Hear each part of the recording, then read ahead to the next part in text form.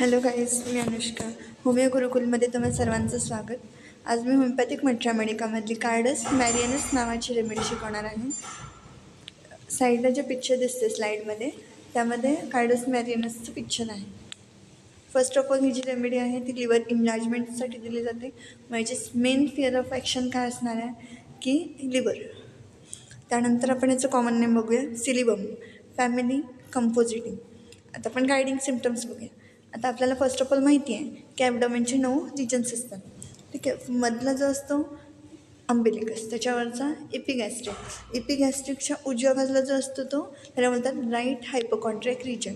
मग right hypochondriac रिजनमध्ये liver situated असते. More than half of the part of the liver are situated in the right hypochondriac region. मग तिथे काय होतं, ड्रॅगिंग पेन होतं. आता ड्रॅगिंग पेन म्हणजे काय असतं की जे आपलं ओटीपोट असतं त्याच्यामध्ये ओढल्यासारखं किंवा असं जड पडल्यासारखं फिलिंग येतं, त्याला बोलतात ड्रॅगिंग पेन. आता ते डाव्या साईडला झोपल्याच्या नंतर वाढतं. आता आपण काय बघितलं, तिथे पेन होतं. मग कशामुळे? लिव्हर इनलार्ज झाली, म्हणजे लिव्हरची साईज वाढली, त्याच्यामुळे तिथं पेन होत असणार आहे. आता सारखं पेन होते, त्याच्यामुळे तो जो पर्सन असणार आहे ज्याला पेन होतं आहे तो सॅड असणार आहे.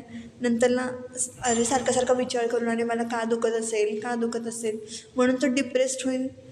त्याच्यानंतरला काय होतो, हायपोकॉन्ड्रिकल, म्हणजे त्याला असं वाटेल की अरे बापरे, मला एवढा मोठा आजार झाला, मला आता काय होईल.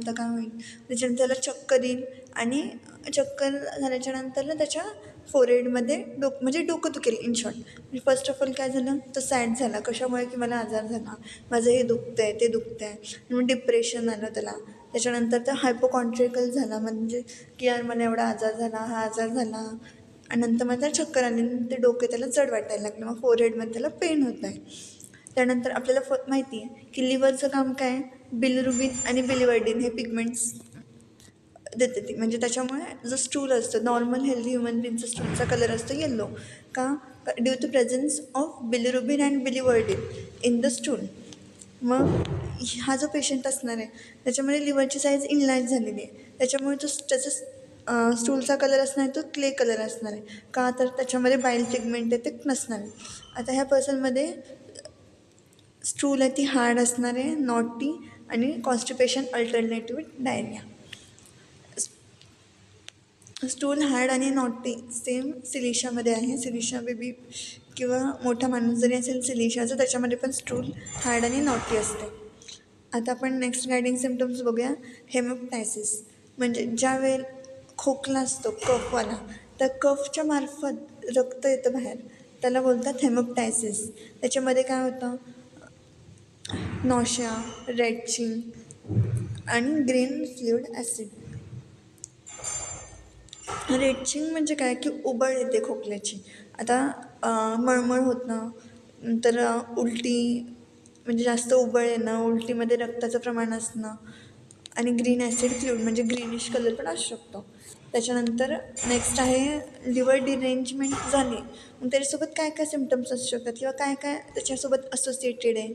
लिव्हर डिरेंजमेंटसोबत dropsy, haemoptysis, spleen affection, influenza. आपण काय म्हटलं, स्प्लीन अफेक्शन म्हणजे स्प्लीनची पण साईज इनलार्ज होऊ शकते. हेमोप्टायसिस म्हणजे कफच्याद्वारे रक्त येणं, स्प्लीनचे अफेक्शन्स होतात. त्यानंतर टॉक्सिकल कंडिशन्स होतात. एलिमेंट्स फ्रॉम म्हणजे लिव्हर डिरेंजमेंट होण्याची कारणं काय असतात. आता काय बोलतात नॉर्मली की दारू पिल्यामुळे लिव्हर डिरेंजमेंट होते, का दारू लिव्हर खराब होते वगैरे. मग एलिमेंट्स फ्रॉम अल्कोहोलिझम. नंतर इटिंग, खाल्ल्याच्या नंतर त्रास होतो. त्यानंतर ॲग्रिवेशन आणि ॲम्युलरेशन वगैरे. ॲग्रिवेशनमध्ये काय होतं, लाईंग ऑन लेफ्ट साईड. मग ॲम्युलरेशनमध्ये काय असणार आहे, लाईंग ऑन राईट साईडला त्या पेशंटला ॲम्युलरेशन म्हणजे बरं वाटणार आहे. त्याच्यानंतर ॲग्रिवेशन बिअर आहे आणि इटिंग आहे, म्हणजे दारू पिणं की मग दुखणार आहे. त्याच्यानंतर इटिंग, खाल्ल्याच्या नंतर. थँक्यू.